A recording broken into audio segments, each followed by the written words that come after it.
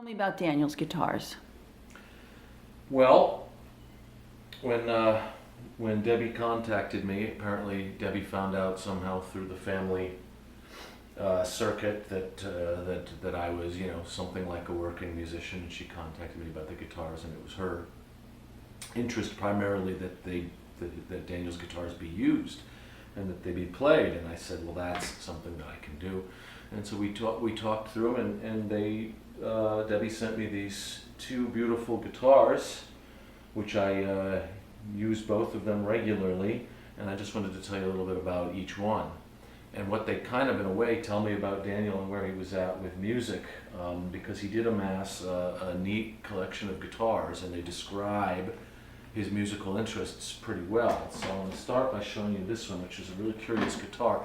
This is a Telecaster, a Fender Telecaster, a really iconic guitar. In some ways it's the original guitar of rock and roll. It's also the first choice guitar of Nashville and the country players. It's a guitar that's widely used in the electric blues, Chicago blues, rockabilly. It's really an iconic guitar. I think maybe the first solid body electric guitar made by Fender. And this one's different though, and it's an unusual Telecaster. And it was fascinating when I got it. It's what's called a Nashville Tele. And the difference between the Nashville Telecaster and the regular Telecaster is the regular Telecaster just has these two pickups, and the Nashville Telecaster adds this pickup, which is a Stratocaster pickup. And therefore it allows the guitar player, the player, to get a whole bunch of different sounds out of it that are more like the Stratocaster, the other sort of iconic Fender guitar. And why they call it the Nashville Tele is because Nashville is a land full of studio guitarists. And if they can get more than one guitar's worth of sound out of a single guitar, that's incredibly useful to them, so they don't have to bring all of their guitars to every session that they go to. And so that's the reason why it's called the Nashville Tele, and why there's this middle pickup here that the standard Telecaster doesn't have. There's another feature of this Fender Nashville Tele that's really fascinating, and it's called the B-bender system. It's the first time I've ever played a guitar that had a B-bender. Here's what makes it unique. Here is actually a special place where you string your B string. All the other strings go through this part of the bridge, like on a regular guitar. But the B string goes through here. And then there's all this stuff on the back, and what it allows the player to do is to bend the B string. The way the guitar players always bend strings is like this, with their finger. But with the B bender, what you can actually do is bend your B string up a whole step simply by pulling down on the strap. No hands involved. Watch this.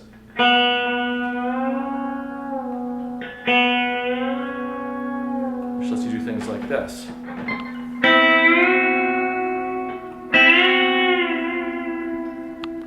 And the reason that appears on this Nashville Tele is that it allows your Nashville guitar player, your studio guitar player, to do a kind of down and dirty imitation of the sound of a pedal steel guitar. And so again, the whole idea of this guitar is it gives the session musician, the Nashville session cat, it gives him a lot of tools in one guitar, so that he could do pedal steel parts, he could play like a Stratocaster, all that kind of thing. The Tele is mostly known as the twang guitar. Well,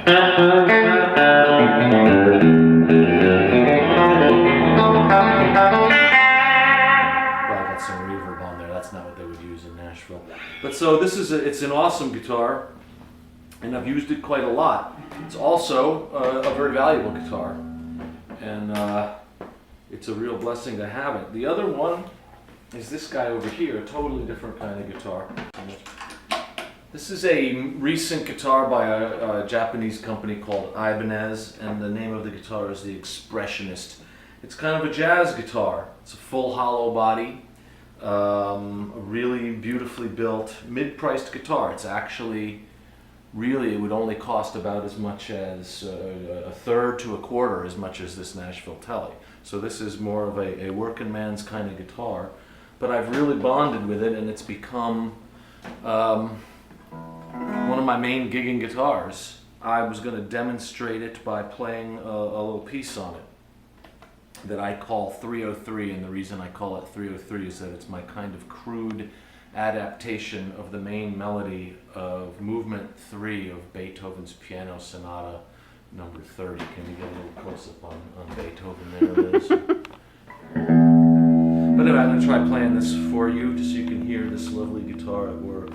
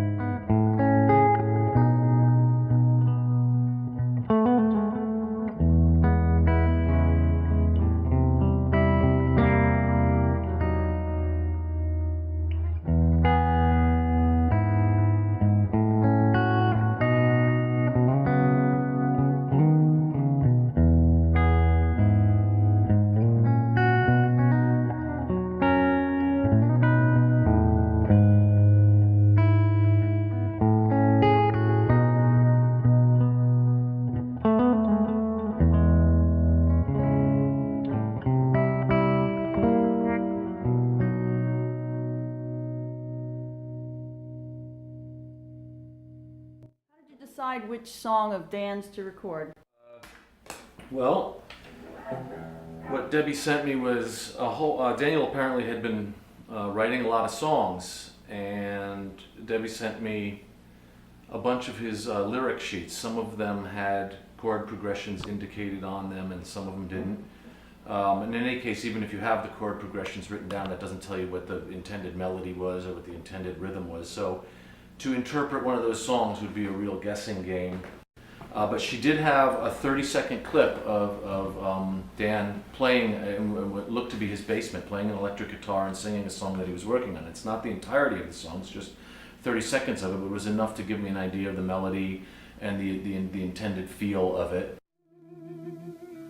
Then I was off to club in a day. I'm about to, I'm about to, I'm about to,